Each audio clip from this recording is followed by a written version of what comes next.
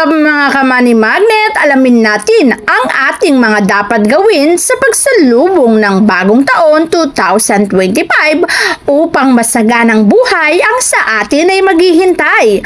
Umpisahan natin sa masaswerteng mga prutas. Alam nyo bang dapat pilugan ng mga prutas ang ihain at walang mga maaasim?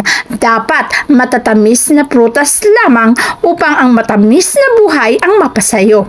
Tandaan mo rin na sa pagsalubong ng bagong taon, dapat malinis ang buong bahay upang ang negatibong enerhiya ay matanggal at hindi na ito sumabit o sumama sa taong 2025.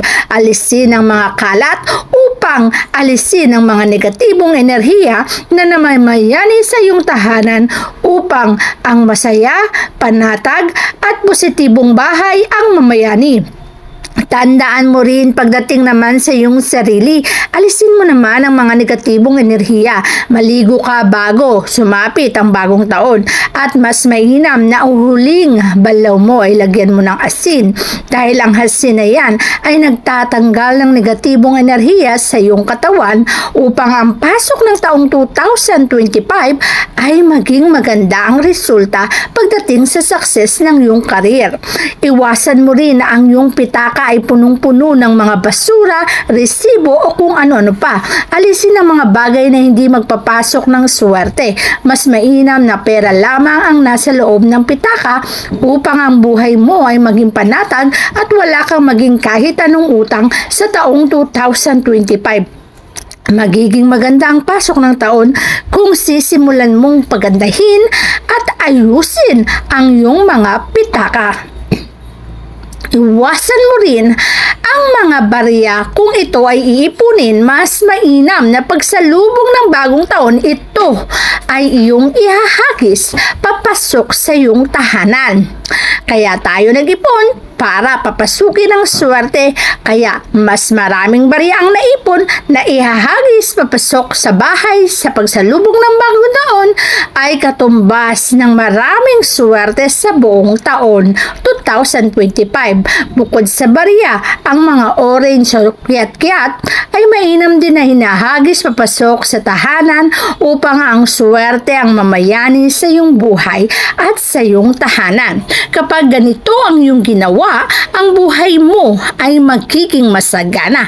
Hindi mo mararanasan ang masiro o maubusan pagkat magandang buhay ang ibinibigay sa iyo kapag nagawa mo to sa pagsalubong ng bagong taon 2025. Ang bilugang prutas na yan ay katumbas ng pera. Huwag mo namang hahayaan na ang mga poset o mga lababo mo ay may mga sirang poset. Ayusin agad dahil kapag hinayaan mong tumutulo ang tubig dyan, katumbas din to ng pagkaubos ng pera. Kapag tumulo ang tubig dyan, ang pera mo ay mauubos na parang bagang tumapo lamang sa iyong mga palad. Kapag kasi ang tubig ay nasasayang, para ka na ring nagsayang ng kaperahan sa iyong buhay.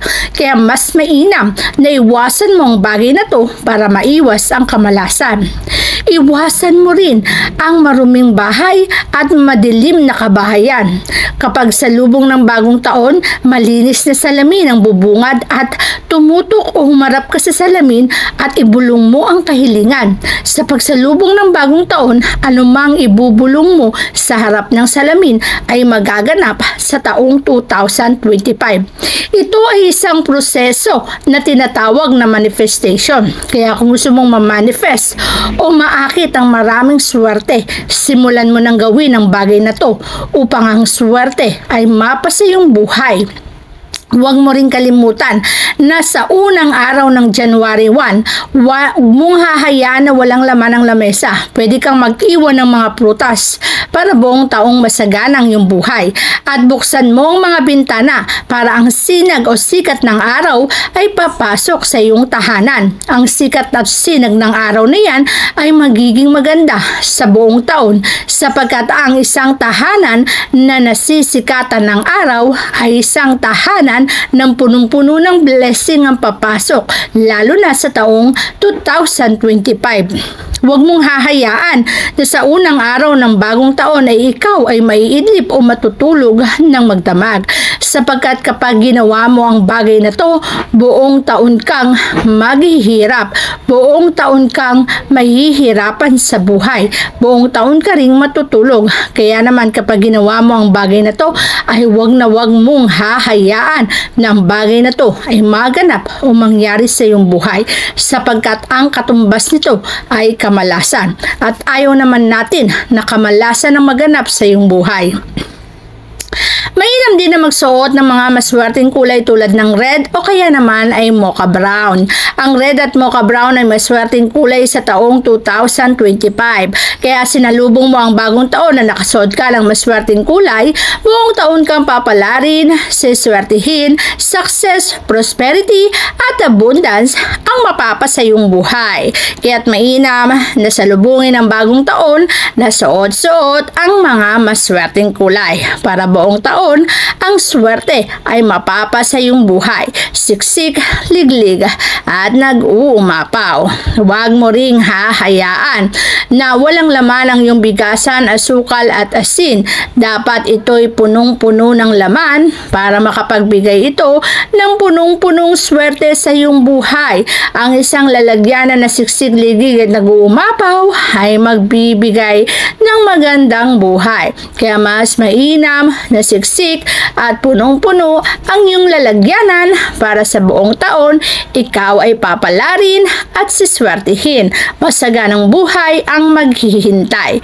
Isang masaganang buhay para sa buong taong 2025. Huwag mo rin kalimutan na sa pagsalubong ng bagong taon, dapat nagbibilang ka ng pera sa harapan ng pintuan para papasok ang swerte at buong taon ka rin magbibilang ng pera. Huwag mong hahayaan na ubos at simot na simot ang iyong mga lalagyanan ng pera.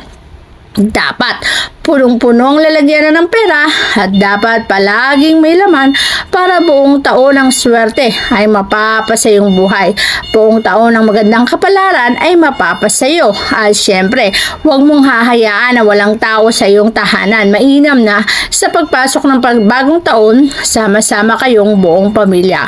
Para buong taon ang swerte ay mapapa sa iyo. Buong taon ka ring papalarin at magandang buhay ang naghihintay sa iyo. Kaya naman huwag mong hahayaan na ito ay magaganap na maghiwa-hiwalay, dapat sama-sama. Tatalon ka rin dapat sa pagsalubong ng bagong taon para masiglang bagong taon ang maghihintay sa iyong buhay. Isang masagana, masigla, masaya at sama-samang pamilya sa taong 2025.